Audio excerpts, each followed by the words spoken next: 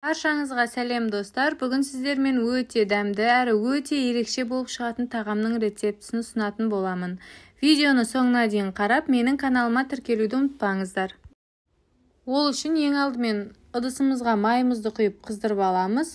Содан соң жіңішке етіп, ұзынша етіп туралған етімізді салып, жақсылап қуырамыз. Етіміздің өзінің соғы шығып, өзінің сол суында қуырылатын болады.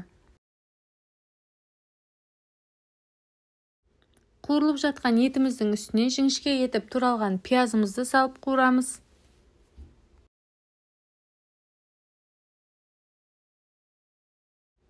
Содан соң ұзынша етіп туралған, жіңішке етіп туралған сәбізімізді қуырамыз. Сәбізімізді араластырып болғаннан соң, болгар бұрышымызды және де чесногымызды қосып, жақсылап қуырып аламыз. Барлығын қуырып алғаннан соң, табамызға 1 ас қасық томат пастасы және де 1-2 ас қасық соевый соус құямыз. Барлығын жақсылап қызарғанша араластырамыз. Біздің салмамыз қып-қызыл болып шығуы қажет. Барлығын жақсылап араластырып, қуырып алғаннан соң, тұзымызды дәміне қарай бұрыш, қалаған приправаларыңызды қосып араластырамыз. Кішкене ғана су құйып, 20 минуттай пісіріп аламыз. Келесі кезекте біз картошкамыз дайындайтын боламыз. Картошкаларыңызды осылайынан турап дайындап алып, 3 минуттай қайнатып аламыз.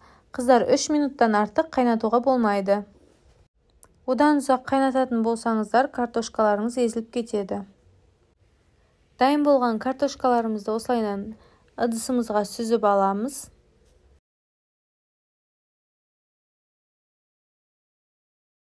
Картошкамызды алып болғаннан соң күрішімізді дайындап алатын боламыз.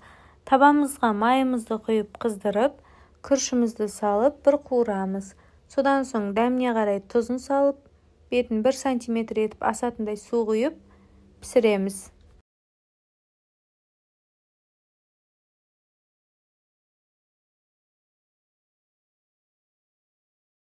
Енді біз жаңағы қайнатып алған картошкамызды алып, духовкада пісіретін боламыз.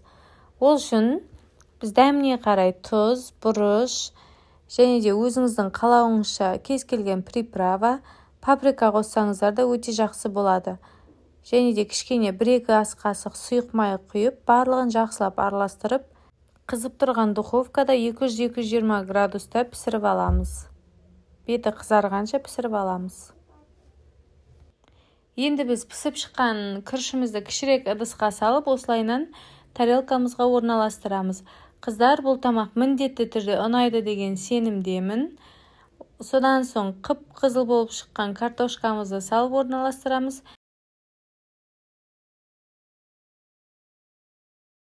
Және де табамыздың ортасына тұздығымызды құямыз. Қыздар, бетін өзіңіздің қалаған көк шөпіңізбен сәндеп қойсаңыздар болады.